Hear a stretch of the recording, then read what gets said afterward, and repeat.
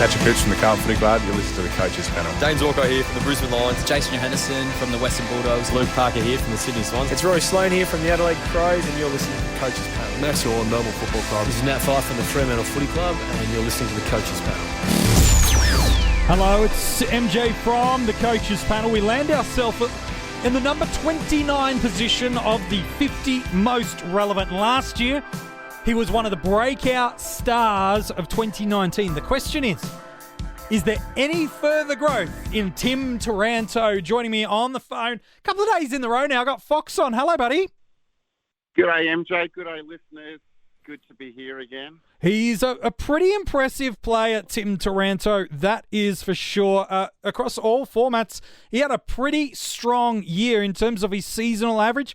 It was a 112.5 in AFL Fantasy and Dream Team and a 102.3 in SuperCoach. In terms of his best score of the year, well, he had a couple of pretty darn good ones. But in AFL Fantasy, it was a 156 against the North Melbourne Footy Club back in round 13, while in SuperCoach, it was his 144 just a couple of weeks earlier against the Carlton Football Club. And Fox, when we talk about this pretty talented young player, he was already showing signs at the back end of 2018 that he was going to be a superstar. That year, he had a pretty elite breakout year for us, didn't he? He averaged 91 in Dream Team and Fantasy for the year, 7 tons. A handful of them were over 110 in SuperCoach. He averaged 89 back in 2018, 7 tons. 3 of those were over 110 as well. And then once Callan Ward got injured, it was almost as if, not that we'll ever know, but it was almost as if Taranto had to step up to become one of the leaders of the midfield, and he certainly did that for GWS. Yeah, he's an absolute beauty, Tim Taranto. He's closing in on 30 possessions a game, 6.5 tackles. Bit of a complete package he is. Tough, competitive. He's got a really good tank, great marks. Got a lot of tricks and, wait for it, basketball background. Oh, of course. He's got the Pendlebury's about him. Yeah, too right he has. Well, look, once that injury happened to Callan Ward, he did have to step up. And unfortunately, from a Giants perspective, even once Cornelio and Kelly also kind of fell away at different parts throughout the year with different injuries, he was probably the centerpiece of their midfield last year. And you run through some of those stats, it was pretty impressive. He ended up ranking elite in the AFL for tackles, clearances, contested and uncontested possessions, as well as inside 50s, barring grand final day. Now, he had personally a good one, but barring the grand final, it was a pretty all-round complete year for Double T. Yeah, absolutely. 143 SuperCoach in a 89-point loss. Yeah, it's not a bad grand final individual. He was one that stood up. Well, there was, unfortunately, after quarter time, there was not many that did that. Let's talk about that SuperCoach year. He increased his seasonal average up 14 points from 2018. Overall, he was the 22nd best scorer for total points. He averaged 102, scored 100 in 59% of matches, so 13 scores of 100. 4 of those tons were captaincy-worthy numbers of 130. And you do talk about that grand final appearance. It wasn't his only finals ton. It was the 143 on grand final day. Then he had a 124, a 68, not a good game, and a 109. Not bad in SuperCoach, but Fox, he had an even better year in AFL Fantasy and Dream Team scoring. Oh, he smashed it in Dream Team. I would have thought, personally, he was more of a SuperCoach player, but, gee, he had a good year in Dream Team. Yeah, he certainly did. Look, he increased his seasonal average up 22 points per game from his 2018 numbers. He was among the top handful of point scorers for the entire year. In terms of midfielders, he was ranked as the 3rd highest midfielder available for total points. And in terms of seasonal average of pure midfielders that we've got available to us, he's ranked at 4th. That's how good he was. Of the midfielders, only McRae, Treloar, and teammate Josh Kelly had a higher seasonal average than him. 11 games, winning 30 touches or more, 15 tons, and 7 of them in captaincy territory over 130. That's right, 15 tons. So 7 scores under 100 and nothing below 75. So he's got good ceiling frequency, good hundreds, and that basement, it's not hurting too much for us, is it? No, not at all.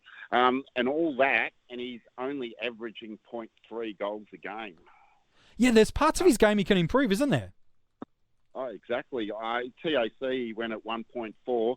He's a definite round the goals. He's definitely a goal kicker. We actually, a few of the coaches panel boys went down to see the All-Star game in 2016, and he snagged about 4 that day, and they were really good goals. Yeah, two of them for a long way out.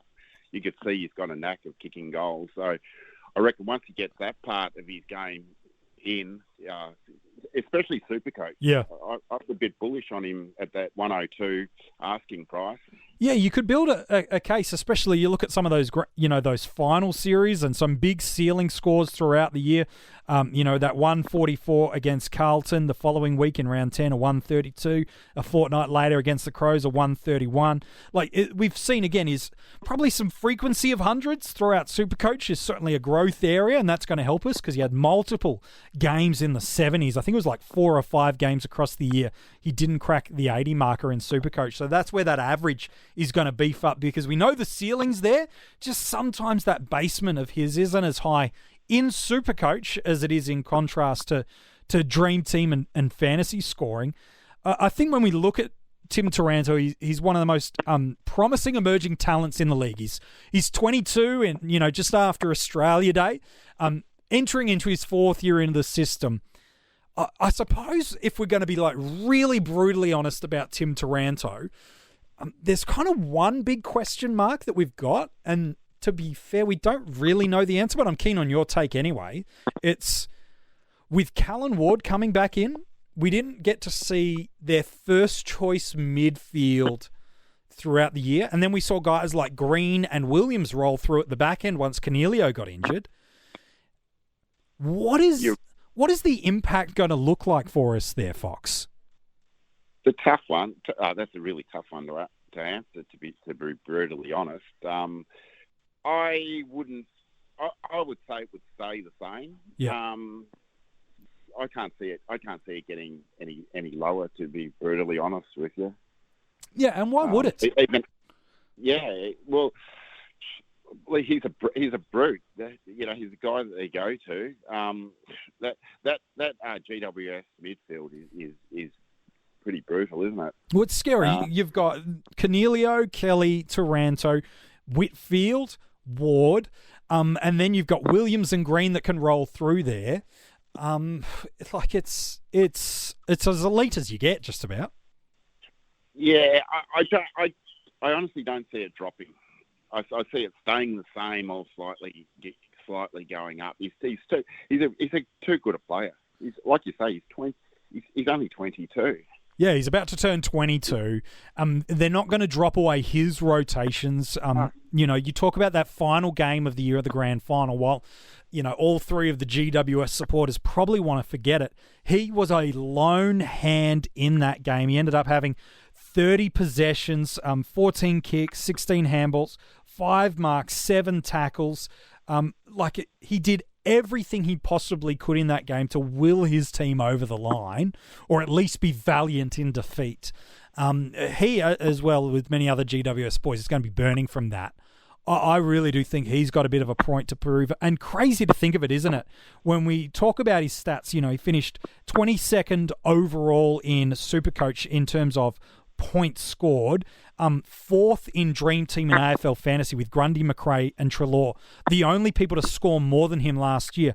It's crazy to think that he could genuinely be unique, and it's because coaches are scared off about what might happen with the return of some stars to that midfield.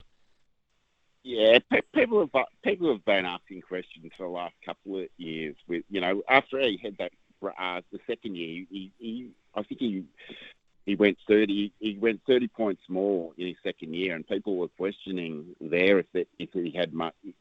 Can he do it? Would he sort of half break out again the next year? And he put on another 10 or 15 in the second year. I still reckon he's got more in reserve, to be honest. When he gets those 1.5 goals a game, Yeah, well, certainly in SuperCoach, I can see that argument that he's got growth in him. Just priced just over the 100 marker, there's growth.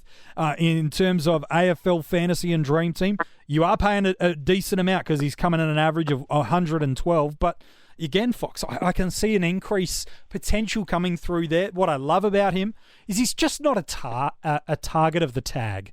I can't see a world that you choose to sit on Tim Taranto and let guys like Whitfield, Kelly, and even Cornelio run free. Just because he doesn't hurt you as much, he's not as penetrating with the ball by foot. He's not going to cut you up. That's just great signs. We don't get a guy that's going to score this many hundreds with this big a ceiling and then not be in the top 2 tag targets. Yeah, not every team tags either. And if they're going to tag Kelly, they're going to go to Kelly. They're going to go have the hard tag on Whitfield, possibly. But Kelly's the man. Yeah, I think it is. Kelly and Whitfield are certainly the top 2 that I'd be looking to really try to impact. And because he's such a first-touch player, while he does have an inside and outside part to his game, predominantly he's been used as one of their first-touch ball winners. I really do like Tim Taranto this year, and because he comes at a pretty popular multi-buy round in terms of our premiums, I see him being incredibly unique this year. And for AFL Fantasy and Dream Team, knowing that he's just come off the back of a 110-plus seasonal average, gosh, that's incredibly exciting. You've got the Crouch boys, Tom Mitchell if he gets up. You've got the Bulldogs trio of Bontempelli, McRae, and Dunkley, who we spoke about just a couple of days ago. His GWS teammates through the midfield that there is a plethora of. He feels like he's going to slip quite low down on people's priority listings, and as such, that low ownership, Fox, could be enough of a reason to jump on. Yeah, that's why I like him in SuperCoach. Like, he's only priced at 102. Yeah. You get a unique that goes 10, 15 points more. You've got a great start on any. That's if you start him. I'd definitely look to him as an upgrade anyway if I didn't start him, which is it's pretty hard to start. Like 6 primos in SuperCoach, especially say you're going Grundy gone. There's a lot of dollars gone there, so certainly it's pretty hard to get him into that starting midfield. Personally, yeah, getting him into that's going to be difficult, and that is the thing that's going to cause people to move away. Whether it's because of the fear of what an all-star GWS midfield, there's only so much ball to go around, which determines so many fantasy points to go around. I understand and I see that hesitation. And I also understand why they look at all their round 14 premium options. You got to rank them out and see where they go. But if you are looking for a unique option, whether it be in season to start or as an upgrade target, keep a sneaky eye on Double T, because I think he's the kind of guy that could be the perfect unique in your team. I would absolutely. It really reminds me of a lot of Luke Parker, to be honest. I don't know if he played basketball when he was growing up. I know Pendlebury, he's got a little bit of Pendles about him, but he's just such a ball winner. Like at that young age, 30, he's nearly up at 30 possessions a game at 22. Yeah. He gets it. Yeah, I like him. I'm going to be personally in AFL Fantasy and Dream Team. One, watching how those guys all gel together through the Marsh preseason games, but I'll be keeping a keen eye on that ownership percentage because, again, I think there could be a great way to set your side apart if indeed there is no impact to scoring with the likes of Callan Ward coming in. I agree in SuperCoach. I'm happy to upgrade him, but I see the value if someone wanted to go there too. So let's talk about drafts, Fox, before we wrap up this episode. Last year was ranked inside the top 4 for total points for our midfield options. So it's crazy to think that he probably won't be a selection inside the first round, but I do see some coaches being hesitant to use their opening selection in the draft in him. That'd be good if they are hesitant because you'd snap him up. I reckon he'd be an M2. Oh, gosh, if you had him as your M2, you're obviously going midfield, but gosh, what a start. Yeah, he's too good to play. He's got to be in that second round. Look, if I had a late first round selection, I'd seriously consider him. But there is no way in any draft format you get around to the end of everyone having their second selection, and if Taranto's still on the board, wow, like that'd be a fascinating draft to have watched. In terms in SuperCoach, he'll be targeted a little bit later on in those formats. Probably the guys he's averaged around is where he'll start to go. So guys like Kelly, the Crouch Boys, Elliot Yeo. So he's currently ranked by average as the 25th midfielder. And if he goes there, Fox, does that put him as about an M2, M3? I really think he's undervalued. You're valuing him on a 2019 average. I still reckon it's undervalued. So you'd be happy as a third-round pick for you? I'd gun early for him. Should I ask if he's in a keeper league of yours? No, he's not. Okay, because I was smelling a little bit of keeper league bias coming through, but you just like him. No, there was only bias will say Lockie Neal or Matty Crouch. Yeah, to be honest. I would never have picked that. All right, yeah, I'm probably a little bit later. I think from about the 4th round, I'd be looking at him. But again, if I had him as my M2 in SuperCoach, granted I'd done something else, substantial with maybe my first or second pick in the other lines, I don't mind him being that high up as an M2, but M3 would be, that you'd feel really rock solid in your midfield, that's for sure. Given knowing what he can do. Hey, man, appreciate your thoughts today as we've talked about Tim Taranto.